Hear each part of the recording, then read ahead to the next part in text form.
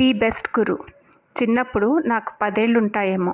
మా ఇంటి పక్కన ఉన్న అనిత, మాధవి సైకిల్ నేర్చుకుంటున్నారు. వాళ్ళని చూసి నేను కూడా సైకిల్ నేర్చుకుంటా అని అడిగా. అప్పట్లో అమ్మాయిల సైకిల్ అద్దెకు తెచ్చుకుంటే పావలానో రూ. 10 ఉండేది. రోజు ఓ గంట, ఆదివారం 2 గంటలు తెచ్చుకొని నేర్చుకునేదాన్ని. సైకిల్ తొక్కటం తొందరగానే వచ్చేసింది. నేను సైకిల్ తొక్కటం చూసి అమ్మా నాన్న చాలా హ్యాపీ. ఒకరోజు ఈవినింగ్ దాదాపు చీకటి పడుతున్నట్టున్నది. నేను ఇంట్లో ఉన్నా. నాన్న బయట నుండి నన్ను గట్టిగా పిలుస్తున్నారు. ఏమిటా అని బయటికి వెళ్ళాను. ఆశ్చర్యం, నాన్న ఏదో 2 వీలర్ మీద ఉన్నారు. నాన్నకు అప్పటిదాకా బండి లేదు. అది చూసి నేను సంతోషంగా, మీరు బండి కొన్నారా అని అడిగా. కొనలేదు, ఇది నాది కాదు, అవన్నీ తర్వాత చెప్తా కానీ వచ్చి ముందు కూర్చో అన్నారు. ఎగురుకుంటూ వెళ్ళి ముందు సీటు మీద కూర్చున్నా.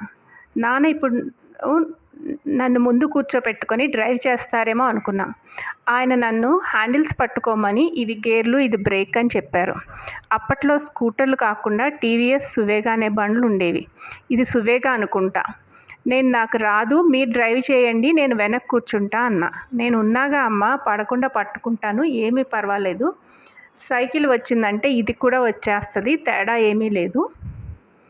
దీనికి ఇంజన్ ఉండి స్పీడ్గా వెళ్తుంది కాబట్టి గేర్లు, బ్రేక్లు ఉన్నాయి అంతే, పద అన్నారు. ఇంజన్ స్టార్ట్ చేసే ఉన్నది. నేనేం చేశానో నాకు తెలియదు. బండి ముందు కురికింది. నాన్న నా వెనుక కూర్చొని ఉన్నారు. ఒక రౌండ్ అయిపోయింది. చాలా బ్యాలెన్స్డ్గా డ్రైవ్ చేస్తున్నావు, పద ఇంకో రౌండ్ అన్నారు. 2వ రౌండ్ అయిపోయింది. నీకు డ్రైవింగ్ వచ్చేసింది, ఇప్పుడు నువ్వు ఒక్కదానివే వెళ్ళు అన్నారు. నాకు డ్రైవింగ్ వచ్చిందన్న సంతోషం నాకేమీ లేదు. అంటే ఏం జరుగుతుందో బహుశా నాకు అర్థం కావట్లేదు అనుకుంటా. అప్పటికి నాకున్న కోరిక నాన్న డ్రైవ్ చేస్తుంటే ఆయన వెనక కూర్చోవాలని ఉన్నది. ఇంకా మీరు డ్రైవ్ చేయండి, నేను వెనక్కి కూర్చుంటా అన్నా. నాకు డ్రైవింగ్ రాదమ్మా అన్నారు నవ్వుతూ.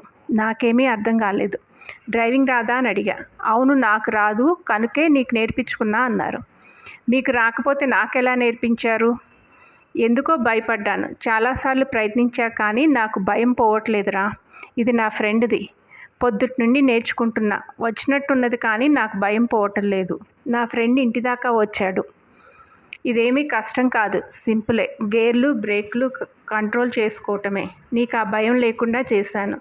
నువ్వు బాగా డ్రైవ్ చేస్తున్నావు. ఇప్పుడు నువ్వు ఒక్కదానివే వెళ్ళు. ఎక్కడైనా అనుమానం వస్తే ఇంజిన్ ఆపేసి కాళ్ళు కింద పెట్టు అన్నారు. నాన్న చెప్తున్నారు భయం లేదని. అంతే, ఒక్కదాన్నే వెళ్ళా. నాకు డ్రైవింగ్ వచ్చేసింది.